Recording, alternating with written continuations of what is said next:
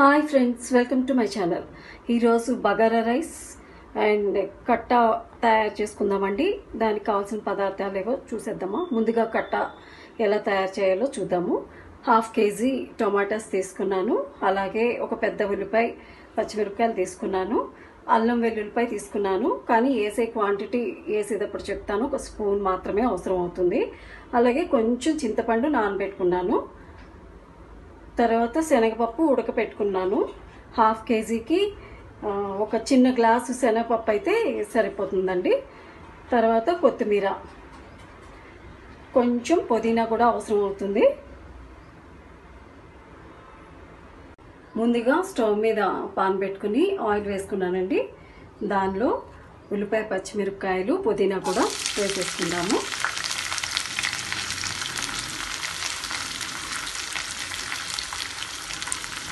ఈ ఉల్లిపాయ, పచ్చిమిరపకాయని బాగా మగ్గనివ్వాలి.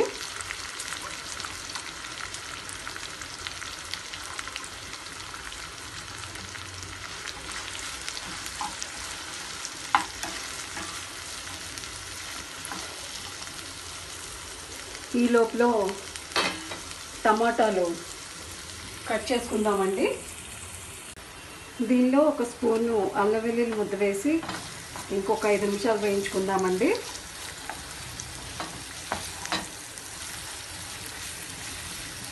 ఇప్పుడు టమాటో ముక్కలన్నీ కట్ చేసుకున్నాను కదా, దీన్ని ప్యూరీలాగా ప్రిపేర్ చేసుకుందాం. గ్రైండ్ చేసేసుకుందాము.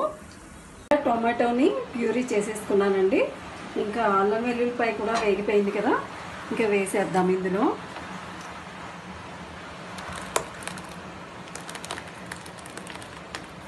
బాగా మెత్తగా ఏమీ గ్రైండ్ అవ్వక్కర్లేదు. మధ్య మధ్యలో చిన్న చిన్నగా ఏమైనా ముక్కల్లా ఉన్నా పర్వాలేదు.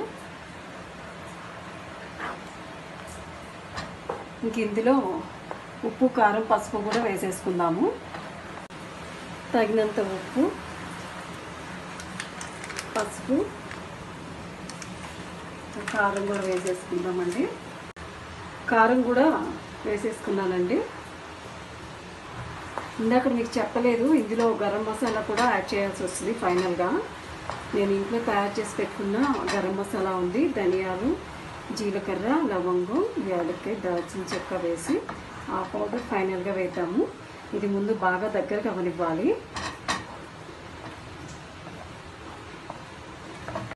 కూర అంతా దగ్గరకు వచ్చేసి ఉంటుందండి. చూసారా, ఆయిల్ అంతా కూడా బయటకు వచ్చేసింది. ఇంకా ఇందులో ఇందాక నానబెట్టుకున్న చింతపండు రసం తీసుకున్నానండి. అది ఒక లోటా చేసుకోవాలి, అంటే పల్చగా ఉండాలన్నమాట. ఇది వేసుకొని ఇందులో వేసేసుకోవాలి.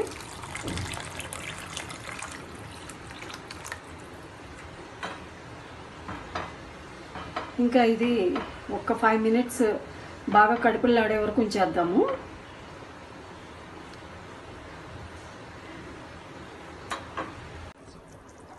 పచ్చివాసన, చింతపండు పులుసు పిండిన తర్వాత పచ్చివాసన పోవడానికి ఒక 10 మినిట్స్ అన్న పడుతుందండి. ఇంకా మనం గరం మసాలా వేసేసుకోవాలి. ఇందాక తయారు చేసి పెట్టుకున్నాను అని చెప్పాను కదా, ఆ గరం మసాలా వేసేసుకుంటున్నాను. ఒక స్పూన్ అయితే చాలు.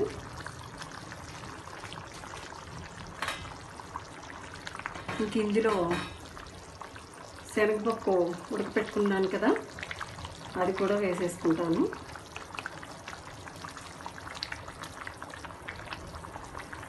ఇది బగారాలోకి చాలా బాగుంటుందండి. ఒకసారి ట్రై చేసి చూడండి.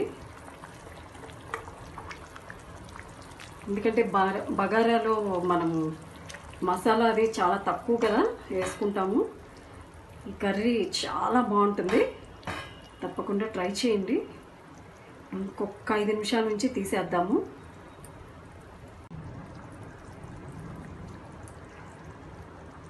ఒక్కసారి ఈ కర్రీని ఏ విధంగా తయారు చేశానో ఒకసారి చెప్తాను చూడండి. ముందుగా ఉల్లిపాయ, పచ్చిమిరపకాయ వేసుకున్నాను. అది వేగిన తర్వాత దానిలో అల్లం వెల్లుల్లి పేస్ట్ ఒక స్పూన్ వేసుకున్నాను. అలాగే టమాటాని ముక్కలు కోసి దాన్ని ప్యూరీ చేసి వేసేసుకున్నాను. దానిపైన గరం మసాలా వేసుకున్నాను. తర్వాత ఉడకపెట్టిన శనగపప్పు వేసుకొని ఆ పైన కొత్తిమీర వేసుకొని ఫినిష్ చేసేసాను. చింతపండు పులుసు కూడా పిండానండి. ఇంకా బగారా కూడా స్టార్ట్ చేసేస్తున్నానండి. బగారాలోకి చాలా తక్కువ ఇంగ్రీడియంట్స్ వేయచ్చు. ముందుగా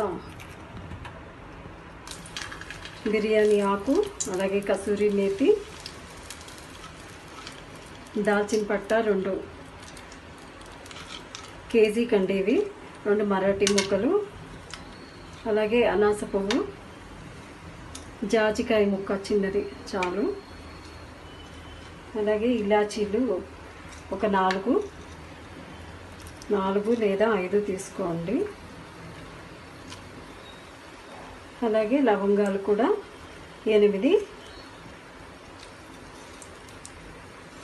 సాజీరా వేసేద్దామండి. కొంచెం చిట్పట్లాడిచ్చి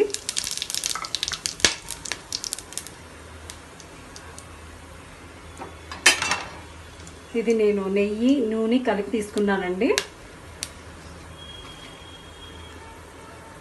ఒక ఉల్లిపాయ పచ్చిమిరపకాయ కూడా వేసేసుకుందాము.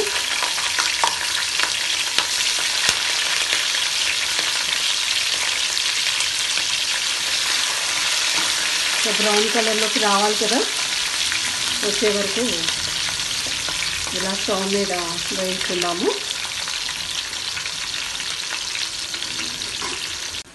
ఈ వేగేసరికి మంచి ఫ్లేవర్ వస్తుందండి.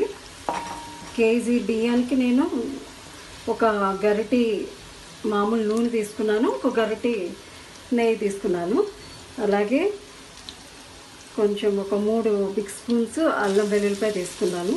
మెయిన్ ఇదే కదా.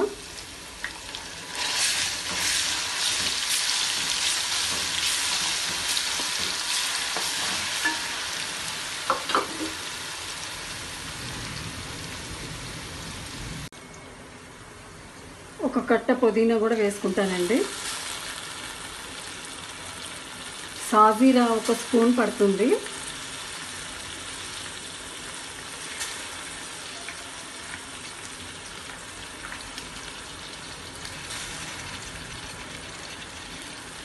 బగారా అనేది చాలా హెల్దీ రెసిపీ అండి. మసాలాలన్నీ చాలా తక్కువ, అన్నీ హెల్దీ ఇంగ్రీడియంట్స్. అల్లం వెల్లుల్లిపాయ వేగే వరకు ఉంచుతాము.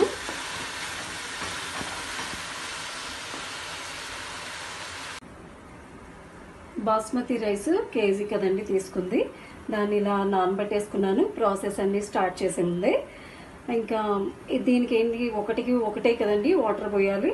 ఇది చూస్తే ఇదేమో బ్రౌన్ కలర్లోకి వచ్చేసింది కదా. ఇంకా ఇందులో నేను రైస్ వేసేసుకుంటాను. నీళ్ళు లేకుండా ఇలా తీసి రైస్ ఇందులో వేసేసుకుందామండి.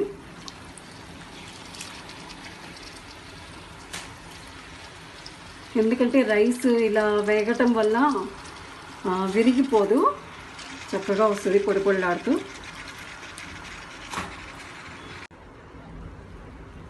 కేజీ కదండి తీసుకుంది. ఇందులో ఇలా 1 స్పూన్ సాల్ట్ వేసుకోవాలి, బిగ్ స్పూను వేసుకొని ఒక్క 10 మినిట్స్ వేగనిద్దామండి. ఆ పక్కన హాట్ వాటర్ నేను ఆన్ చేసుకున్నాను ఫిల్టర్లో. మీరేమో బయట పెట్టేసుకోండి. 1 హాట్ వాటర్ పక్కన మరగనివ్వాలి. వేరే గిన్నెలో తీసుకోండి. ఇది వేగిన తర్వాత ఆ నీళ్ళు పోసేద్దాము. చూడండి, ఇలా వేగినట్టు తెలుస్తుంది కదా. నేను 1 వాటర్ ఫిల్టర్లో వేడి చేసుకుని పట్టేసుకున్నానండి. ఫిల్టర్లో హాట్ వాటర్ ఆన్ చేశాను. మీరు గ్లాస్కి 1 గ్లాస్ వాటర్ పక్కన స్టవ్ మీద పెట్టేసుకోండి. ఇంకా వాటర్ పోసేసుకుంటున్నానండి. కొన్ని బాస్మతి రైస్ ప్యాకెట్ల మీద 1కి 1.5 వాటర్ కూడా పోయొచ్చు అని ఉంటుంది.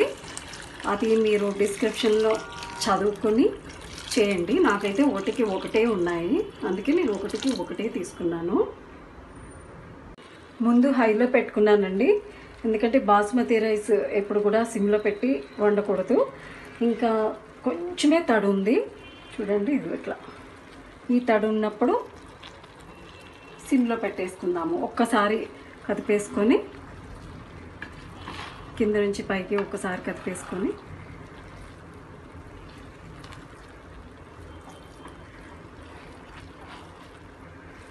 సిమ్లో పెట్టేసుకొని మూత పెట్టి కవర్ చేసేసుకుందామండి.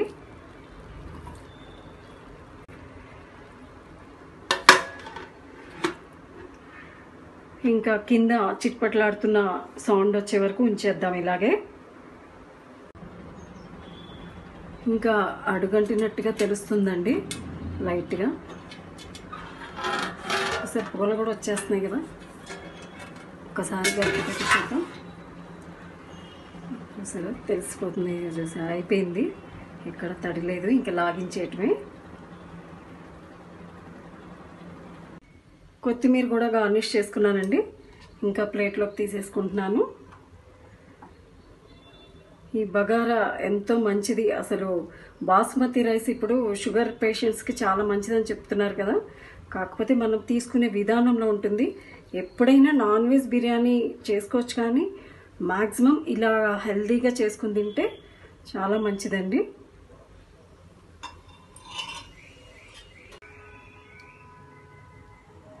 ఈ కట్టా కూడా ఎంతో టేస్ట్గా ఉంటుందండి. ఇందులోకి తప్పకుండా ట్రై చేయండి.